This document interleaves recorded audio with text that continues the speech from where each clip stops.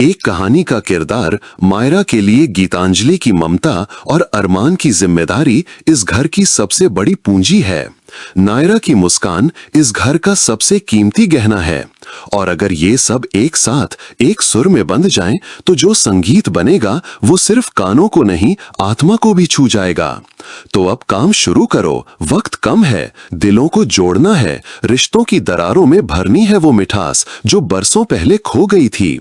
और जब कल मंच सजेगा तब कोई दर्शक नहीं होगा, सब किरदार होंगे, हर आंख नम होगी, हर ताल ठहरेगी और जब तालियां बजेंगी तो वो किसी परफॉर्मेंस के लिए नहीं होंगी, वो होंगी उन कहानियों के लिए जो आज तक किसी ने सुनी नहीं, उन जख्मों के लिए जो आज तक किसी ने देखे नहीं और उन रिश्तों के लिए जो टूटकर फिर से जुड़ने की हिम्मत रखते हैं।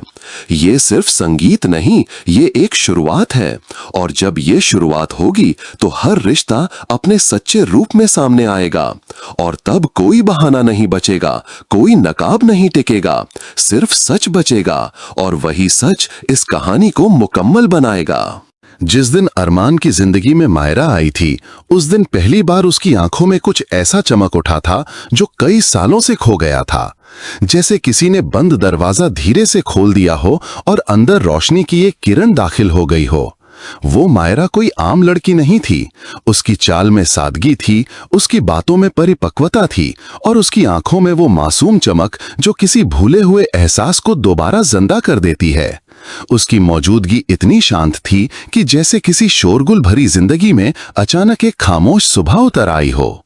तुमने एकदम सही कहा था, अगर पुखी हमारे साथ होती तो वो शायद मायरा जैसी ही होती।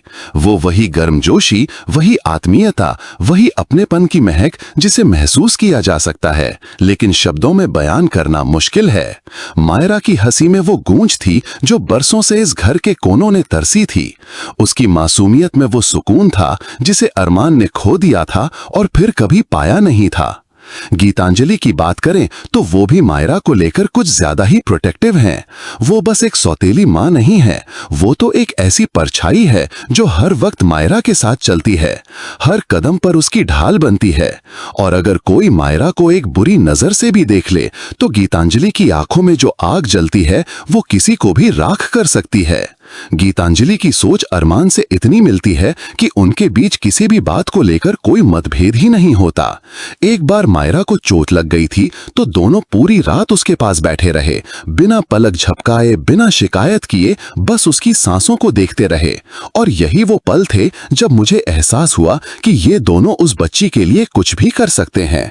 इन दोनों की परवरिश को लेकर कोई टकराव नहीं है, बल्कि हर बार एक दूसरे को और बेहतर बनाने की कोशिश दिखाई देती है।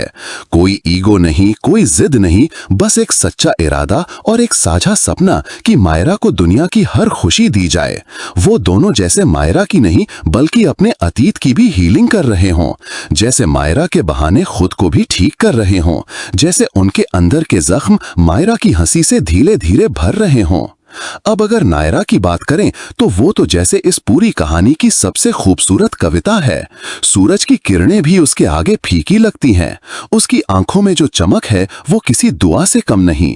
उसकी मुस्कान में जो मासूमियत है वो किसी भी पत्थर दिल को भी मोम